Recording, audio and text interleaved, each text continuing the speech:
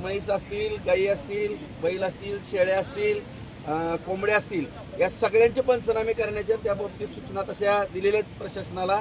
पालकमंत्री महोदयांनी सकाळीच तहसीलदार साहेबांना पण सांगितलेलं आहे. मीही त्यांना सगळ्यांना विनंती केलेली आहे, कुठलाही पंचनामा राहणार नाही. काही गावामध्ये पण घरामध्ये पाणी शिरलेलं आहे, घराचे सुद्धा. आता काही ठिकाणी कुणाचं अन्नधान्य सुद्धा भिजलेलं आहे, त्यांना सुद्धा राशन दुकानदाराला सूचना दिलेल्या आहेत की त्यांना काही अन्नधान्य सुद्धा पोचणार, कुठेही अडचणी येणार नाही. आणि सगळ्या तालुक्यातल्या माझ्या शेतकरी बांधवांना नम्रपणे मी सांगू इच्छितो, ज्यांनाही पंचनाम्याची कुठेही अडचण येईल थेट मला संपर्क साधावा, तहसीलदार साहेबांना साधावा, कृषी अधिकारी आहेत, PDO साहेब आहेत, सगळ्या प्रशासनाला आम्हाला संपर्क साधावा. आम्ही 24 तास या ठिकाणी तुमच्या फोनवरती उपलब्ध असू, कुणालाही कुठली अडचण येणार नाही. तिथंच थांब.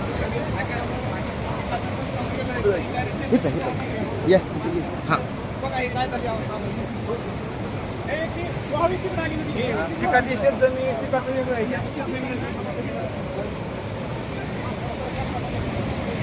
आमचं गाव आहे सर.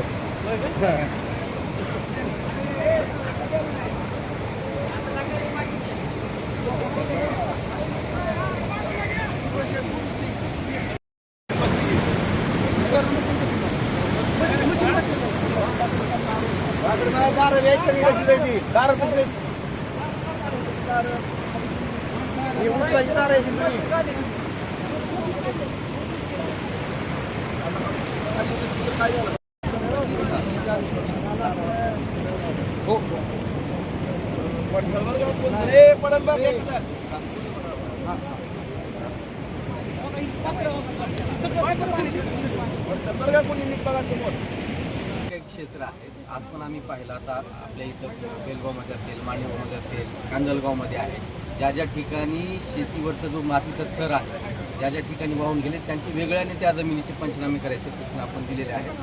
आणि पालकमंत्री महोदयांच्या सूचना तशाच होत्या. आमची सर्व प्रशासनाची VC घेऊन पण सूचना दिलेली होती. आज त्यांचे ऑफिसमार्फत संपर्क झालेला आहे. सकाळपासूनच आम्ही तो अंदाज घेतोय आणि ज्या ज्या ठिकाणी मातीचे थर वाहून गेलेले त्यांची पंचनामे होतील.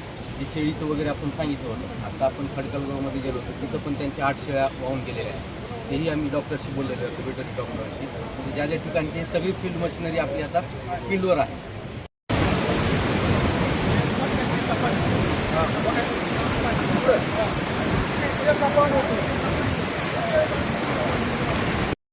संपूर्ण बार्शी तालुक्यामध्ये मे महिन्यापासून सातत्यानं जो पाऊस होतोय आणि आता सप्टेंबरचा जो पाऊस चालू झालेला आहे तो अत्यंत तीव्र स्वरूपाचा आहे.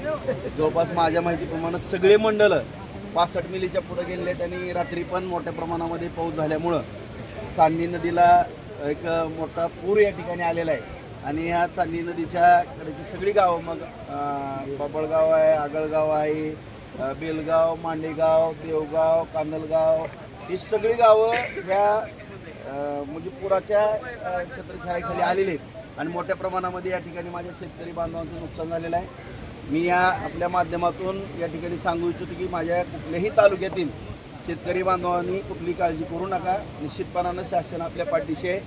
मी गेल्या आठवड्यात मध्येच काही मंडळं आपली बसली नव्हती, 4 मंडळं राहिलेली होती. त्यामध्ये माननीय राज्याचे मुख्यमंत्री देवेंद्र फडणवीस साहेब यांच्याशी चर्चा करून उर्वरित मंडळांचा पण समावेश केलेला होता आणि आणखीन 2 राहिलेली मंडळं तेही समाविष्ट या ठिकाणी होणार आहेत.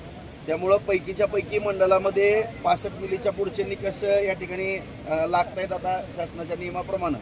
आणि जी मदत आपली त्या ठिकाणी मिळणार आहे ती 100% मिळणार आहे, त्यामध्ये कुठलीही अडचण होणार नाही.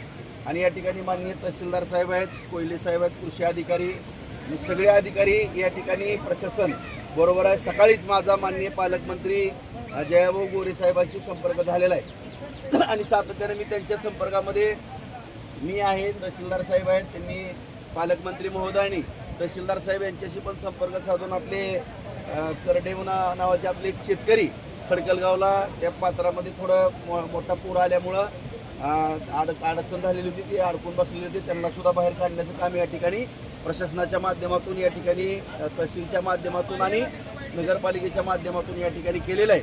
आणि या ठिकाणी संपूर्ण पालकमंत्री महोदयांची सकाळी चर्चा झालेली, त्यांनी तहसीलदार साहेबाला सांगितलेलं आम्ही त्यांना या ठिकाणी सांगू इच्छितो की शेतकऱ्यांच्या वतीनं या ठिकाणी सगळे पंचनामे 100% होणार आहेत. फक्त माझी नम्रतेची विनंती आहे की गावचे सरपंच किंवा गावात काम करणारी जी पुढाकार घेऊन काम करणारी जी मंडळी आहे या सर्वांनीच सगळे पंचनामे या ठिकाणी करून घ्यावेत. त्या ठिकाणी मग फळबागा असतील, ऊस त्या ठिकाणी नदीकाठचा पूर्ण झालेला आहे, सोयाबीनच्या बाबतीत झालेलं आहे, उडदाचं तर अगोदरच नुकसान झालेलं आहे, कांद्याचं पण मोठ्या प्रमाणामध्ये नुकसान झालेलं आहे आणि या सगळ्यांचे पंचनामे या ठिकाणी करावे. आम्ही आता दुपारून सगळं प्रशासनानं आम्ही या ठिकाणी एकत्र बसतोय आणि लवकरच आज जमलं तर आज पालकमंत्री महोदय येतील, नंतर उद्या कॅबिनेटची बैठक आहे. उद्या मी माननीय मुख्यमंत्री देवेंद्र फडणवीस साहेब यांच्या सुद्धा कानावरती या सगळा झालेला जो नुकसानीचा प्रकार आहे, सगळं शेतकऱ्यांच्या बाबतीमध्ये जे मोठं संकट कोसळलेलं आहे की माननीय देवेंद्र फडणवीस साहेब यांना पालकमंत्री जयाभाऊ गोरे साहेब आणि आम्ही दोघंही समवेत जाऊन साहेबांची भेट घेऊन साहेबांच्या या सगळ्या बाबी निदर्शनास आणू आणि जास्तीत जास्त मदत या ठिकाणी बार्शी तालुक्यातील शेतकऱ्यांना मिळवून देण्याच्या दृष्टिकोनातून आम्ही सगळेजण प्रयत्नशील असू. कुठल्याही शेतकरी बांधवांना आता ही शेवटी नैसर्गिक संकट आहे बांधवांना, या ठिकाणी कुणीही खचून न जाता जेवढं दरवेळेस अडचण आल्यानंतर आम्ही सातत्यानं मदत करण्याचा प्रयत्न या ठिकाणी केलेला आहे. त्या धर्तीवरती कुणीही चिंता करू नका. या ठिकाणी जेवढं टोकाला जाऊन या ठिकाणी काम करता येईल तेवढं आम्ही करू आणि जे काय आपल्या पदरात या ठिकाणी झुकतं माप टाकायचं ते टाकण्याचं.